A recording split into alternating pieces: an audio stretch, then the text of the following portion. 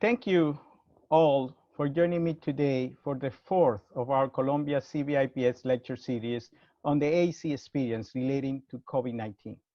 I am Fenioski Peñamora, Director of the Columbia Center for Buildings, Infrastructure, and Public Space, and Professor at Columbia's Food Foundation School of Engineering and Applied Science. I want to start by saying that we are living during exceptionally challenging times, characterized by racial divides, glacial distrust, and spatial distancing.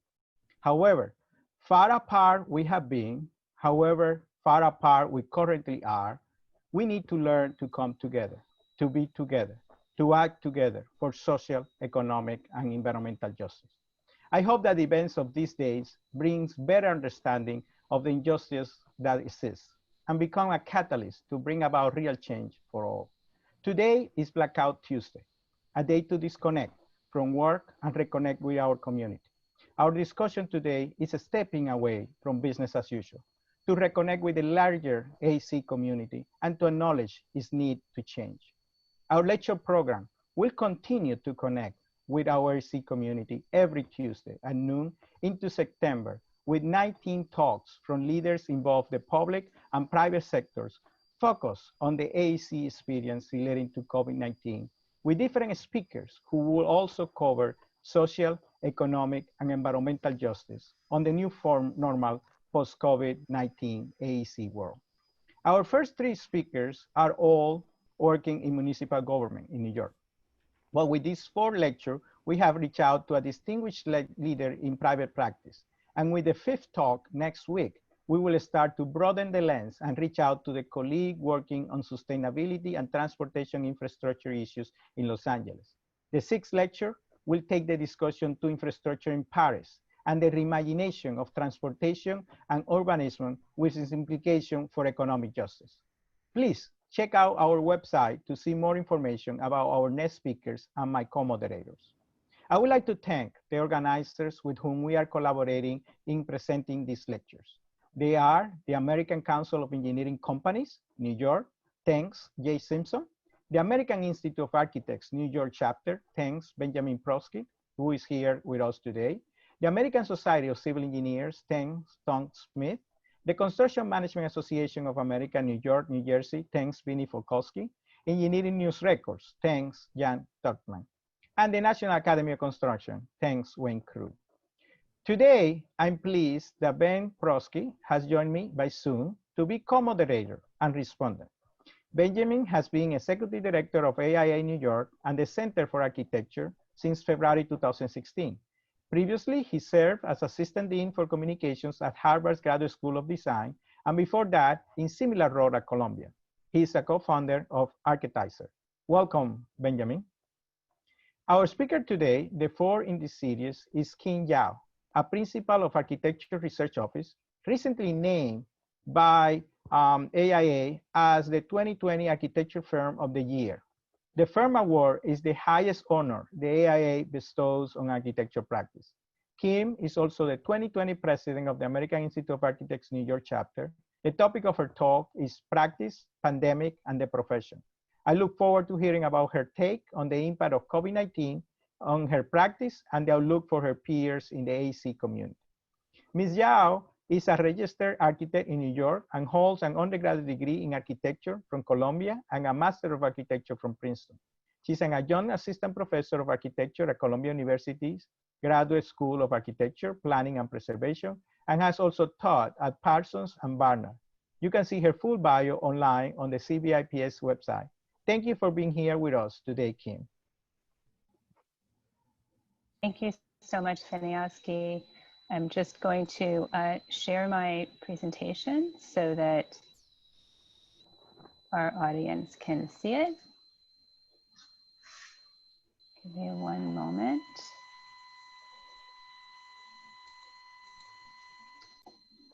Okay.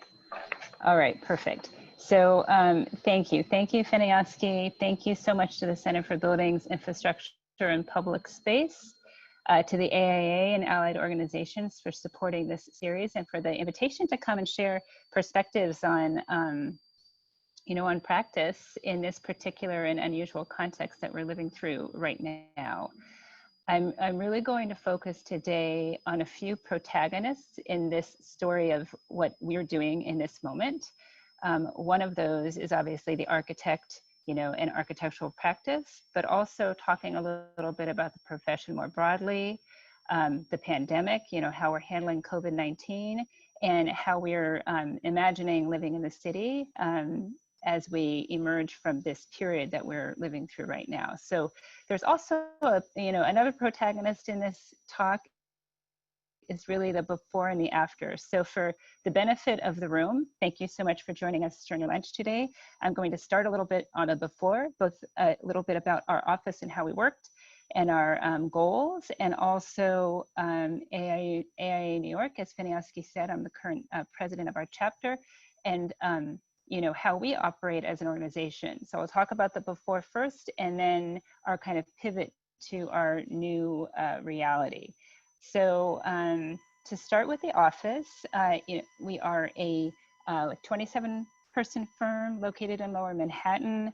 I have two partners, Stephen Cassell and Adam Urinsky, and I'm really proud of the team we have in the office, and also, of course, the work that we do, and proud of the projects that we're able to be a part of. A significant amount of our work is in New York City and in the Northeast, but it's also all around the country, and we strive to embrace a radical diversity in project types in terms of program, scale, location, and budget. The work really ranges from everything from private homes, like this one in the Colorado Mountains, to higher education projects on campuses around the country. This is a stadium edition we did at the University of Cincinnati, to projects in the public realm in our own neighborhoods here, like this boathouse and maintenance and operations building in Brooklyn Bridge Park along the East River waterfront here in New York. To interior environments and workplace, which I know we'll talk a little bit about today, and creative space for companies like Harry's, shown here, or Casper. So these organizations that work and create in our cities. And showrooms and office spaces for companies like Knoll, the furniture company that we've completed around the country. We really challenge ourselves in the office as designers to integrate sustainable building practices into our projects. This is a passive house that we did early on in collaboration with Della Valle Bernheimer, which was an early passive house certified project here in the US, envisioned as both an environmental and economic prototype for a neighborhood in Syracuse, New York. We're currently applying those same passive house principles to two public schools that are being completed in downtown Brooklyn. We finished design and are moving into construction on those projects. They'll be the first in New York City school system designed to pursue passive house certification. So we're really excited about those goals. In our office, we believe that strategic thinking lays the groundwork for successful projects, and our planning work brings that approach to campuses around the country, envisioning potential futures for existing buildings and spaces.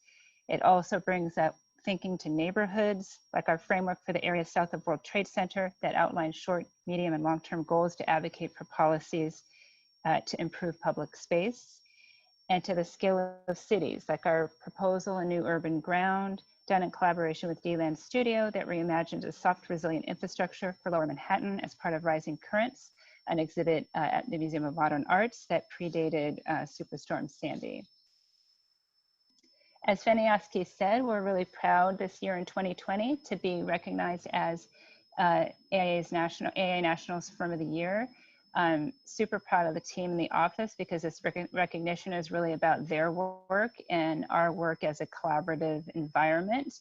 And it really speaks to a few core tenets in our practice. We believe in a culture of collaboration. We have a flat office. We lead a very collaborative and engaged design process where everybody has a seat at the table, and we are inclusive of all the voices there in the office to inform our design. And that process really extends to our client and owner groups and the communities that they engage, really believing in a deep process of investigation that's rooted in principles-led design and gathering information to really inform design solutions that are suited to their environments.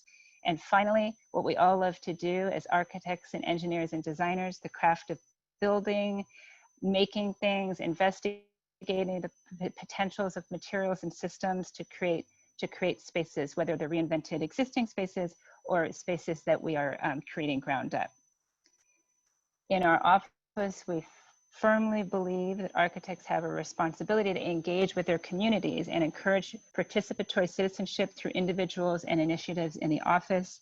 Everything from the top right, which is Building Energy Exchange's annual daylight hour, which we always participate in to kind of recognize energy usage in buildings, or the Zero Waste Initiative, which we participated in, which was an initiative through AEC New York, or encouraging activism like the Climate March last year. So trying to really expect and engage the office and engage our communities. In that kind of opportunity to advocate and to be part of you know, what we believe in as architects, that we can really inform and shape the environments around us and have impact on our communities, is one of the things that brought me to the AIA, and to partner in many ways with Ben in this journey as a president of the chapter this year.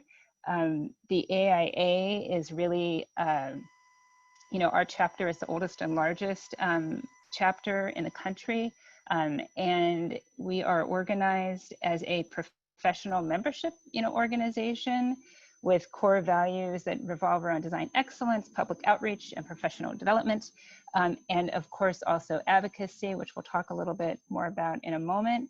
And we're partnered with our sister organization, the Center for Architecture, which you can see here in this photo, which houses exhibitions, really focuses on the public outreach component, and also has a very successful K-12 education program that both happens at the center and also pushes out into our communities through schools throughout the city.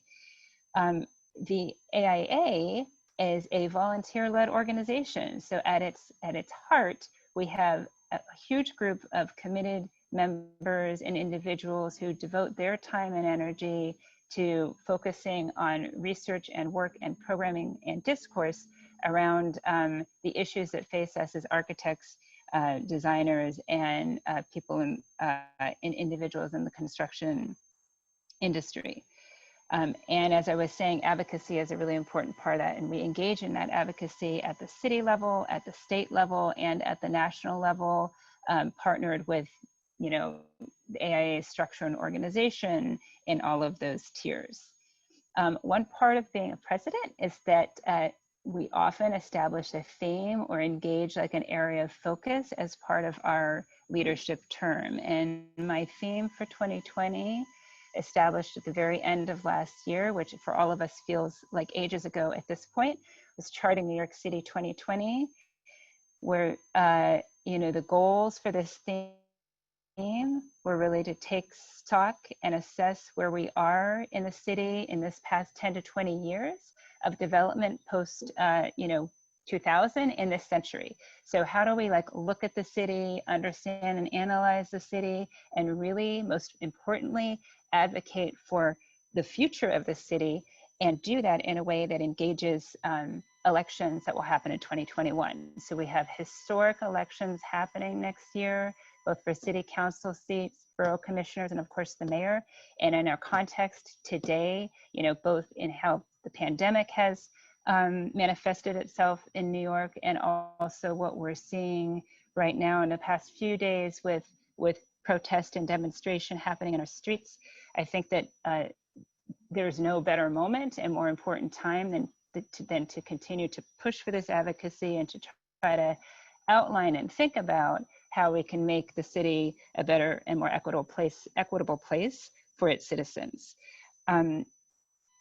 The initiative has really benefited from guidance and input from leaders both within our organization, like this was from our board retreat at the end of last year, and our committee co-chairs who have been involved in the process to inform kind of priorities that we're thinking about as part of the research and as part of the initiative, as well as allied individuals and organizations through our advisory committee.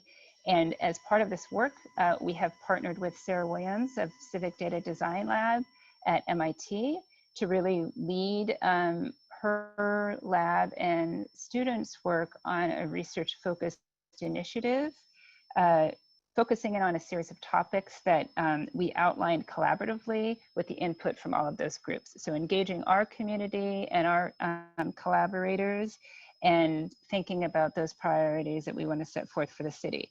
So that process, this is one of these workshops that Sarah helped facilitate. You can see Ben in action in the front there in this slide.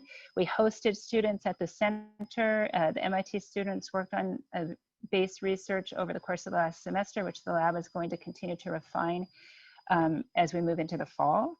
And we hosted the students to the center, introduced them to the organization and the types of goals we had for the project, led an interactive workshop with those students and with committee co-chairs and members of our advisory committee to really brainstorm themes and primary topics for the students' work. The themes that really kind of rose to the top, which probably won't come as a surprise to many of you on the phone, really have to do with a number of interconnected issues. They have to do with shared public space, housing and homelessness, sustainability and resiliency, including Local Law 97, which addresses energy building codes here in the city and targets associated with those codes, the equitable city, transportation and infrastructure, and at its core, demographic change and understanding how services and systems really serve the communities and people who live here in New York. So here we were in this moment, really poised to continue this research and this work, business as usual. Feniaski said at the top of this program, it's kind of not business as usual right now. And obviously, if you are like me, you've perhaps been gravitating towards the Times on a too frequent basis to see all of these graphics, but understanding where we were 3 months ago at the beginning of March to where we are as of yesterday or 2 days ago when I pulled this slide from the Times website, and this tremendous change in our daily life, our ways of working, learning, collaborating, and designing, and how we're kind of embracing that now that we have entered the kind of post-COVID or in COVID moment, because of course some of us are talking about the fact that perhaps there isn't really a post-COVID, right? How we emerge from this is one of the big points of conversation that we're all having. So this is a huge pivot for all of us, for families, for schools, for campuses, firms and cities in just a matter of days.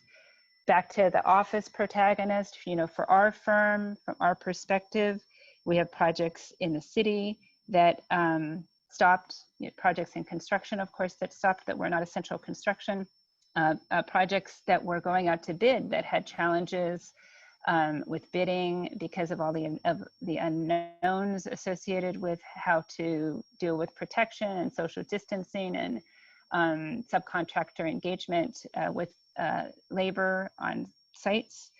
And of course, projects in design that some of which went on hold and some of which are continuing. So it's very, in some ways, there are many mixed signals because in some contexts work is continuing as normal, and in other contexts it's really stopping entirely. And perhaps because of that diversity of work we have in our office, we're fortunate that work across the span of the whole portfolio of the office hasn't stopped, but it has certainly slowed down. One of our projects that has continued is this project for Rothko Chapel. It's a renovation to the existing chapel and a creation of a welcome pavilion in Houston, Texas. And in Houston, because of course, as we all know, every state has different requirements around construction and around closures. Houston construction sites stayed open. So here is one case study or example of a project approaching the end of construction. We were going out every other week for site visits. Our collaboration normally looks like this, like during late design and early into construction, whole team sitting in our office, working off the screen, having a work session, transforming that really to collaboration that looks a lot more like this, heavy reliance on our fantastic construction partners to have extended FaceTime calls with us to hold hold teamwork sessions to basically show us the site, even though we can't be there in person, so that construction could continue. And, you know, that choice about construction continuing has been one that's being, you know, really made locally, as I said, on a state-by-state basis and in local communities, depending on the nature of the project and the nature of requirements and guidelines in that community. Tools, the tool set for us in this process has really also evolved. They're the same tools that we're all using every day. I mean, I think that architects and engineers have the benefit of using a whole tool set that's designed for collaboration, both within our teams and then to our broader teams as we work on these projects. But the way we're using them and the emphasis on them and reliance on them in totality has, of course, escalated tremendously. So part of that huge effort of making the work still happen means increasing reliance on these tools, everything from like Microsoft Teams, which we were using before, but now we use all the time for all our internal team meetings just to work out solutions on projects, or Bluebeam Studio for tracking sessions. Again, all of these tools being ones that we use both in the office, but ones that we are increasingly relying on to collaborate with design teams and to collaborate with owners as part of the design process and construction process. And of course, like Revit 360 for team coordination. In this period, as I said, work has happened. It's happening in all phases of design. Some of this emphasis, you know, some of this, what I just talked about was about construction, but there's also, you know, we've also kicked off projects with new clients. We've been awarded projects or working with a higher ed client, had to do all of our programming sessions and early schematic design sessions, all virtually with that client and their end users in dispersed locations. And so it can be done. We're all doing it in our own ways. It just takes a little bit more planning and choreography to make sure everybody can really have a voice in the room when the room is like this and you're passing the mic from Zoom box to Zoom box. We're also still pursuing work. This is me in our empty office, and funnily enough, in this context, like the RFPs and RFQs that have come in, you know, we are doing virtual office visits where we are showing the office and trying to let people get a sense of how we work and who we are, even though they can't be immersed in our place or go to our projects. And we're doing virtual interviews to pursue work and have been awarded work in this context. And so there, you know, again, it's that balancing of, you know, everything shutting down and then some things still continuing forward.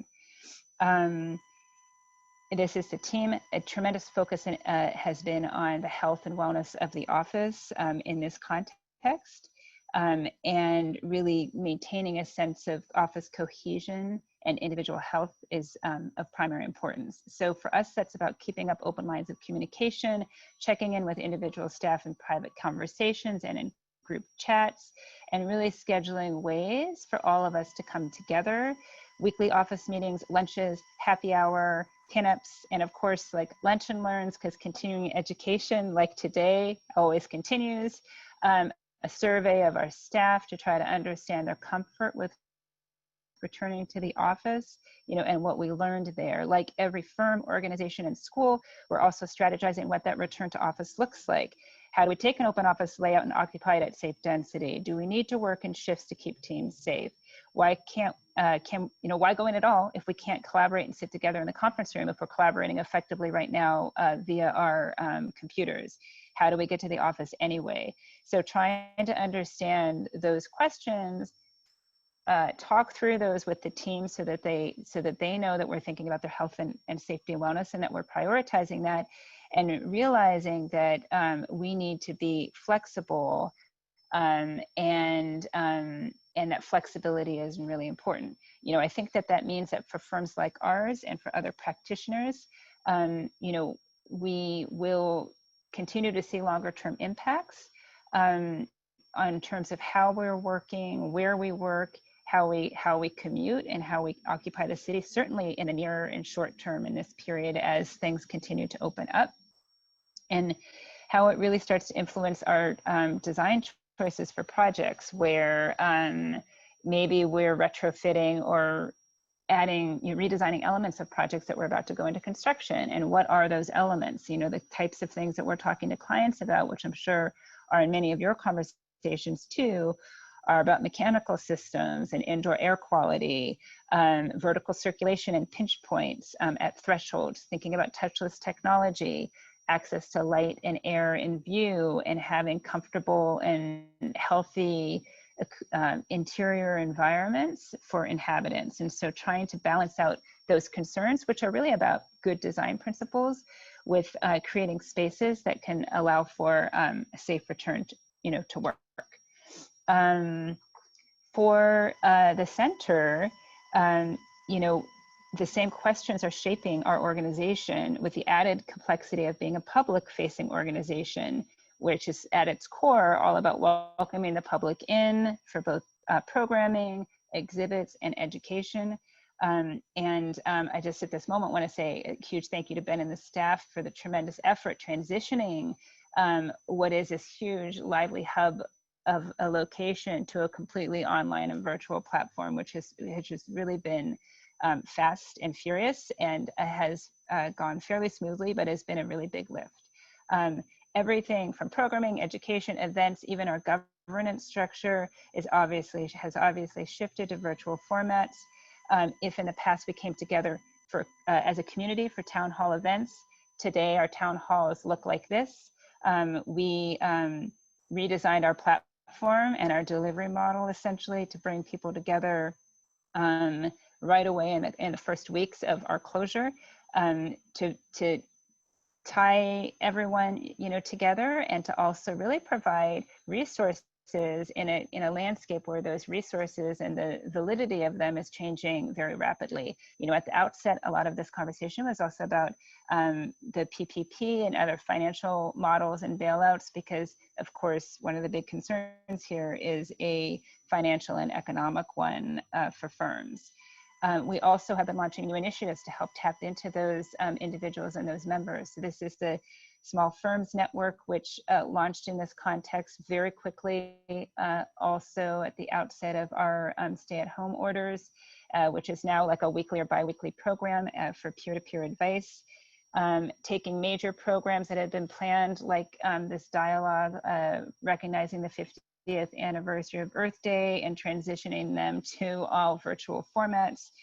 And then continuing mentorship, like our Torch program, which connects emerging professionals at a time right now which is increasingly vulnerable to fellows in now a virtual format. We also, in those first days, a unified task force was created, combining AA New York with AA New York State.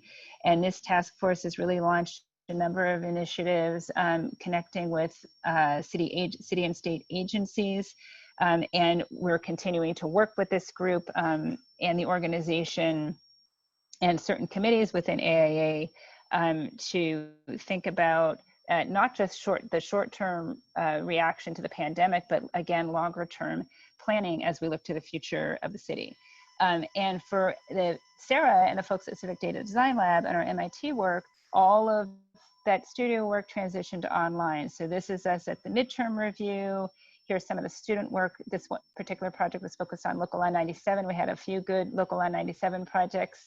And then the final review, and convening with those students in this format, and really seeing the tremendous work that students have been able to engage in despite the challenging circumstances, I think for me, and I'm sure for Ben, was really inspiring. So trying to figure out what a return to play, return to work and a return to opening looks like at the center, which will obviously, and for AA New York, which will obviously continue to combine a heavy reliance on virtual platform with, of course, hopefully opening our doors up again when it's, safe to do so. Some of that has to do for us, like quite practically at the center, about, adjusting our exhibit schedules and thinking about how to let the public come into our place, which is all about bringing the community in and doing that in a safe way. big concerns, I alluded to this already, you know, for the profession. This is April's ABI report, which perhaps some people are looking at these, you know, frequently, is just about, you know, the economic outlook, our ability to kind of survive through this particular economic downturn. You know, there's a concern that firms might close, a concern about a lost generation of students graduating who won't have work and who will leave the fields. I'm sure that's shared to an extent in the engineering disciplines too.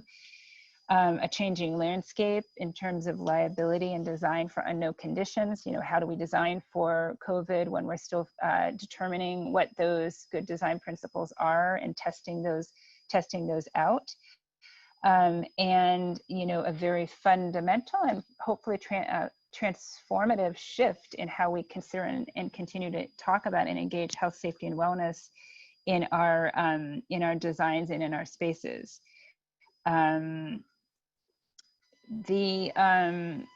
You know, for the city, we know that and are aware and see this in the media coverage and are experiencing it in some ways, you know, now that the pandemic has uncovered, you know, inequities that existed in our city already in terms of access and opportunity throughout the 5 boroughs of New York. And so thinking about those questions that we're looking at, you know, as part of Charting New York City 2020, but also trying to imagine a platform as we look to the future of the city and envision what city space might be like, is something that we're acutely focused on in this moment.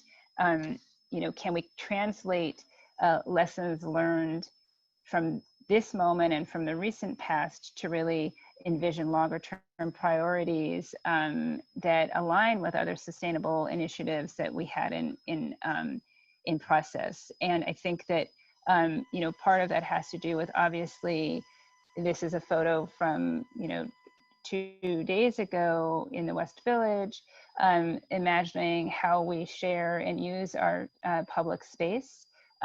All those conversations have come up also in terms of not just peaceful protest, but also expanded park space, closure of streets, expanded restaurant, you know, sidewalk restaurant permitting, how we kind of reinvigorate the streetscape in New York in a climate where we are emerging from this stay-at-home condition.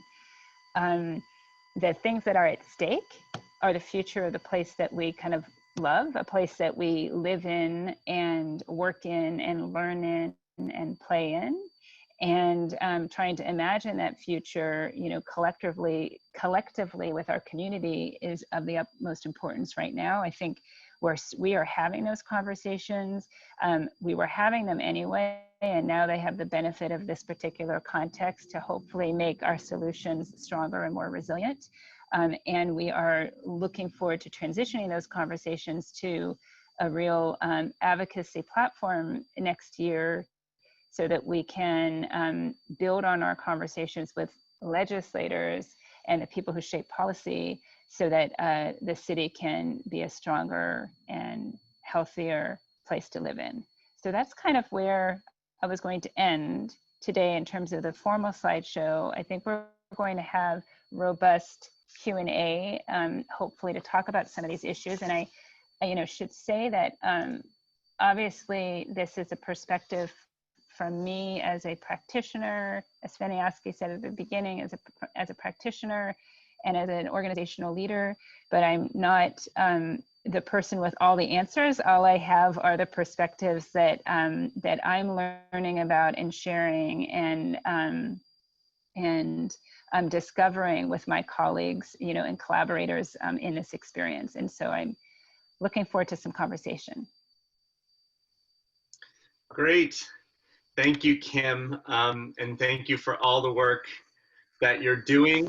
And the work of your firm was inspiring always to me before I even knew you. And now it's such a privilege to work with you. I'm Ben Prosky, Executive Director of AIA New York and the Center for Architecture. And I want to thank Feniaski, who introduced me earlier, for inviting us to participate and the AIA to participate in this discussion. Of course, I'm much indebted to Rick Bell, my predecessor at the AIA, who did AIA New York, who did so much. And thank you, Rick, for being a part of this. And to Columbia and all the other collaborators that are helping to put this series together. I'd also like to pause and acknowledge this moment, acknowledge the injustice that our country is bearing witness to, and the deep thinking and reevaluating that we all must do. It is a privilege for us to be able to sit here safely having a discussion with one another. There are other people who are in situations that are not safe or feel threatened or are out voicing their opinions on the streets as we speak now.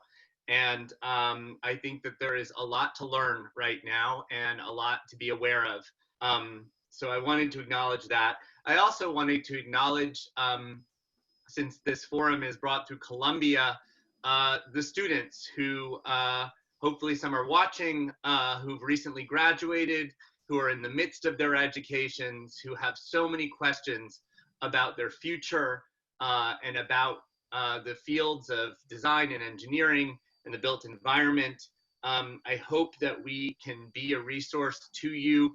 As Kim alluded to some of the activities we're doing at AI New York, we are very, very conscious of the students and want to be a resource to them. So Kim, back to you. I'm impressed just actually seeing, you know, when you talk to somebody that you talk to every day, but you see a presentation, you start to realize how much they know and how much they learn and how much they have to teach you. And the great thing about your role is at the AIA as president is you're both an insider and an outsider. You came, you know, from the outside as a practicing architect. And now you kind of see how the sausage is made. And what we've seen now in our crisis, and the crisis we're living through, whether it's COVID-19, whether it's deep injustice, or whether it was pre both of those things, as you were mentioning about the city and how it needs to look for the future, we need our government to work. And so, in your opinion, what does the average architect understand about advocacy and how it affects the profession? And maybe, you know, it's impressive to see how ARO did engage in advocacy, and it could have been an advocacy research office too at a certain time. You could create another branch, but isn't, what have you learned as someone who's a practitioner since you've been doing this advocacy work at the AIA that maybe you weren't aware of before? So yeah, what does an average architect know, and what have you learned? That is such a good question, Ben. Thank you. I think that I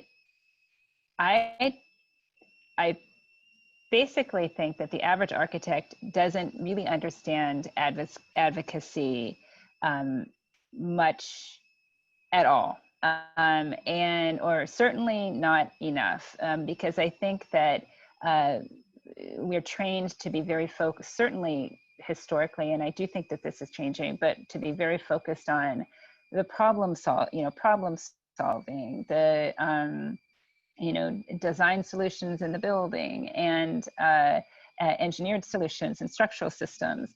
We're not really trained in terms of policy, other than maybe thinking about zoning codes and regulations in that context. So I think that I'm surprised at how often, we'll share an insight or a story about some work or project that we're taking on through the AIA, and a colleague, someone I might have known for like 25 years, will say, wow, I didn't know the AIA did that. And I'll think, well, actually, that's like what we do most of the time. Most of the time we're doing this. And so, I think that it's really one of the most important aspects of the work as the important aspects of the work of the organization at this local, state, and national level, to be honest. And obviously it's a big organization, and at some points we can be more nimble in some of those arenas and less nimble in others. But I am shocked. Like, one of the things that I've learned is that when we have advocacy committee, we have an advocacy committee, we have our executive committee as our policy group. When we have discussions about potential legislation that is put forth by city council members, in many instances, if it's at the local level, it's legislation that absolutely directly impacts our work, our buildings that we are designing and that we occupy, health, safety, and wellness, the nature of civic space, and the streets and spaces that we share here in New York.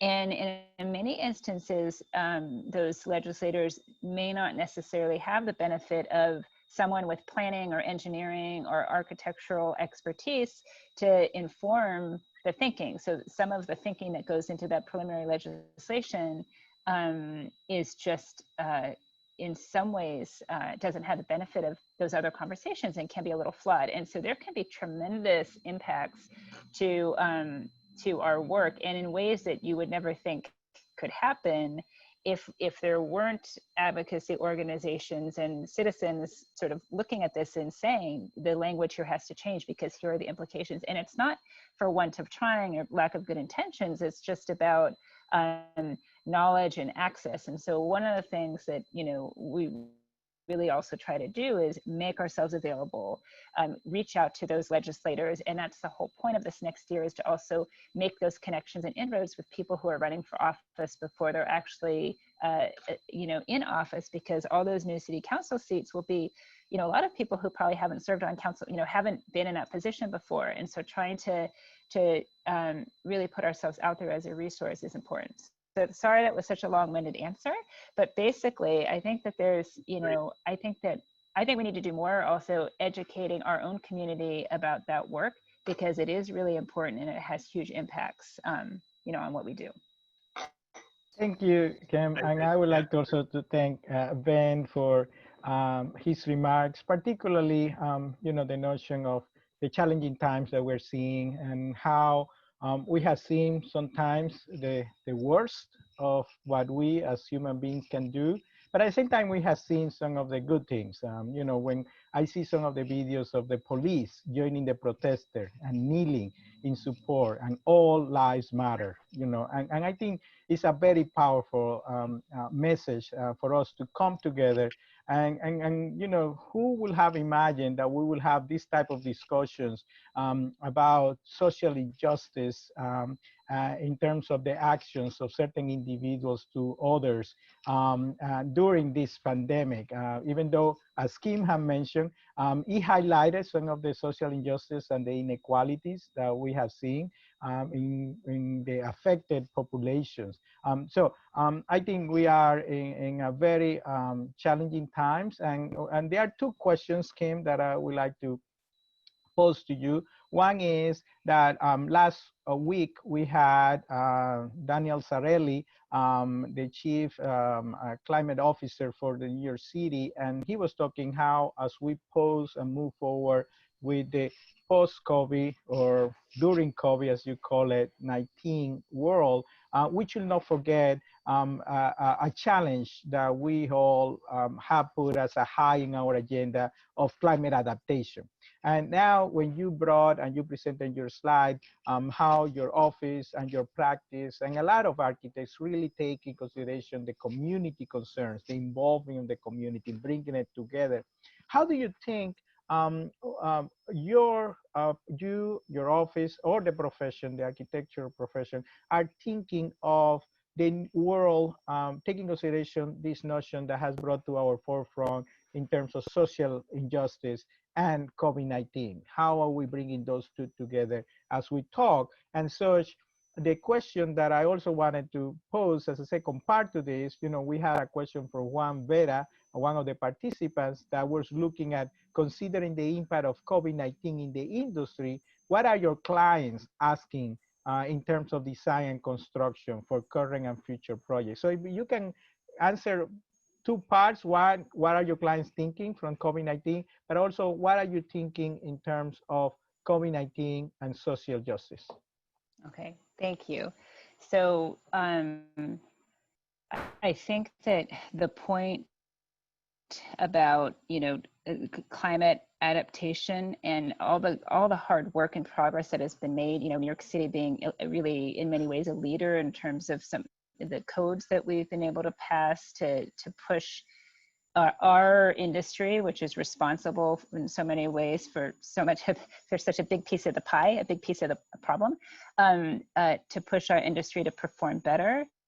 I absolutely have concerns, and I'm sure share these concerns that some of that is at risk as we face a period of economic challenge for owners and for agencies, right, and for practices, and that in light of the COVID response, we'll lose traction and gains, you know, in this area that really defines all of our practices. And so I have concerns there. I'm very hopeful because at heart I'm an optimistic person. I'm very hopeful that there's a way we can align the principles of good environmentally responsible design with what makes healthier places to live and work and study, right? So when we think about all of those attributes of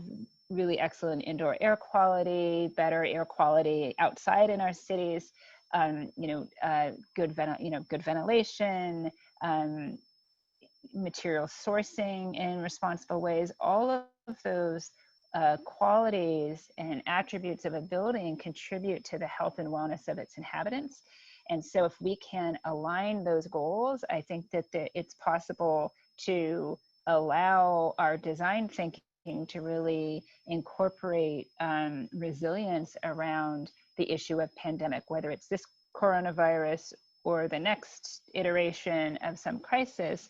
It's all about resiliency, and the ways we need to be resilient, I think, have to continue to expand. So I think we need to expand our thinking in that particular area. That in some ways it's simplistic to say this, but I feel like that is, we've also, that's also part of the challenge with design in the city and the social injustice that we're increasingly aware of. We had, like I said, we've been aware of it, but obviously in its context, both the pandemic and what we're experiencing now with the protests and everything just highlights a huge divide, a huge challenge that has existed. And that crisis, the crisis is one of equity. It's an economic crisis. We are also facing the environmental crisis, which is what we were talking about a moment ago. I think that we've talked around these issues for a really long time, and not enough progress has been made. Right. So I'm certainly not the one individual who has the perfect answers in this arena, but I do think that both as individual architects and practitioners, as firm leaders, as members of our community, and as educators like we are, and as organization leaders, there's a responsibility to engage and to expand that community engagement in a way that really represents all voices. And that can happen in many territories, I think, in terms of how we practice and how we organize, and then how we envision and talk about the future of the city. But we need to have a process that has room for all of those perspectives and includes those perspectives in the discussion. Otherwise, our ideas are just, coming from a place that's not connected with neighborhoods and people and challenges that individuals really face that are, you know, have really increased in many ways with just extreme differences between poverty and wealth in the city in the past 20 years and longer. So I think there is a huge amount of work to be done. Design is one piece of that puzzle. There's there's policy piece. There's many different collaborators I think we also need to bring to the conversation to learn from, so that we can actually do better work.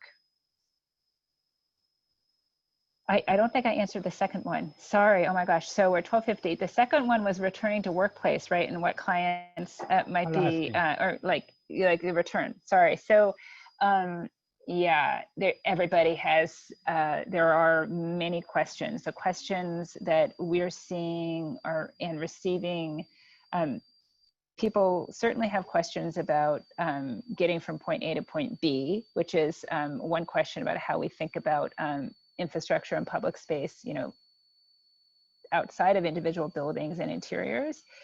But in terms of workplace and university or education space, the questions that we're talking to clients about, you know, performing arts, institutional education, corporate kind of commercial work environments, much of it revolves around indoor air quality, density or crowding, how to basically keep environments inside that are not too dense or basically not too crowded. There's conversation around how to incorporate, you know, again, I referenced earlier, touchless technologies, depending on the number of points of contact.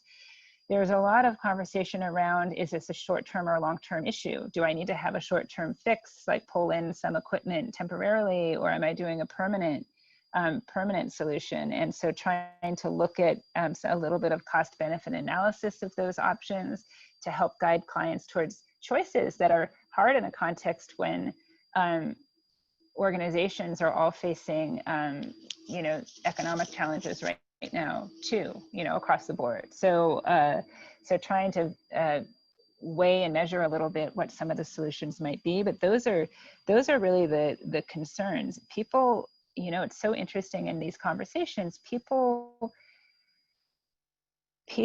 are seeking a clarity and a straightforward message about what to do and how to reoccupy. And the challenge is that there is no single one perfect answer, because every organization is different, every space is different, and the ideas need to be very responsive to that building, that interior, that organization, you know, their people who participate in it. So it's it has to be kind of navigated very carefully. But those are the kinds of issues that we're hearing from our clients right now.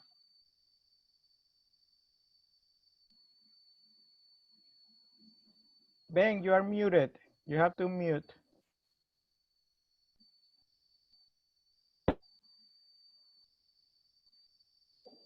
Okay, I'm back.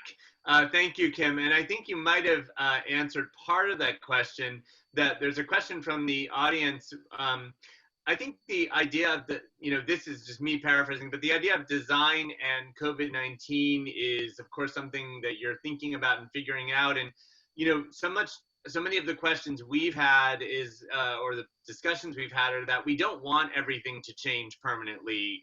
We don't want to redesign our whole world about social distancing and COVID-19. Yet, as you were mentioning, there are some real practical issues.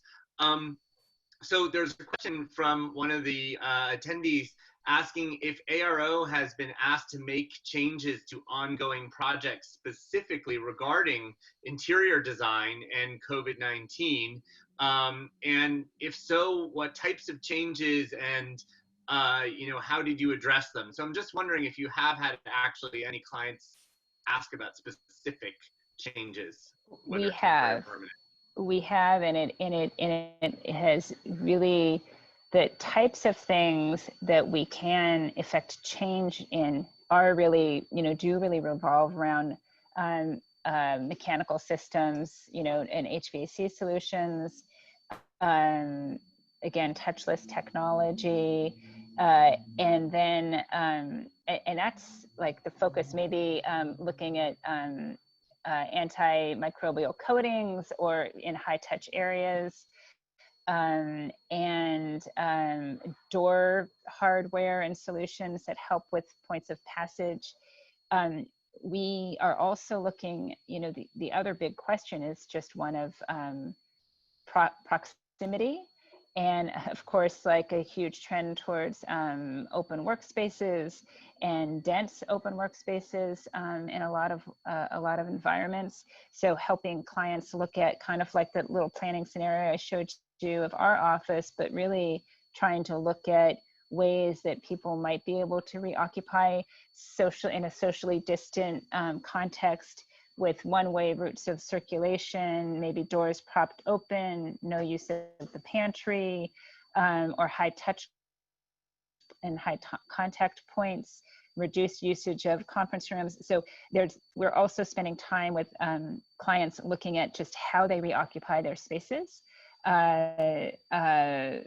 because there are many questions about what that could look like. And in most of these instances, the clients, just like us, just like, the conversations Ben and I are having at AA New York and with the center, are also figuring out what having the team return to the office or the center looks like, and trying to play out those scenarios in the planning. Thank you, Kim. And I think we're getting closer, and there are a lot more questions, as you can see, and some can be quite directive to your practices. So again, thank you both to you and to Ben for participating and having this engaging conversation. As always, we would like more time. Also, we like to thank the collaborating organizations, ACEC New York, AIA New York, ASCE, CMAA New York, New Jersey, ENR, and NAC. I also would like to thank all my colleagues at Columbia who helped pull this together, including Michael Smith, Charles Cheng, and Rick Bell. I can tell you that without them, none of this would have been possible. So I just want to thank them for their support.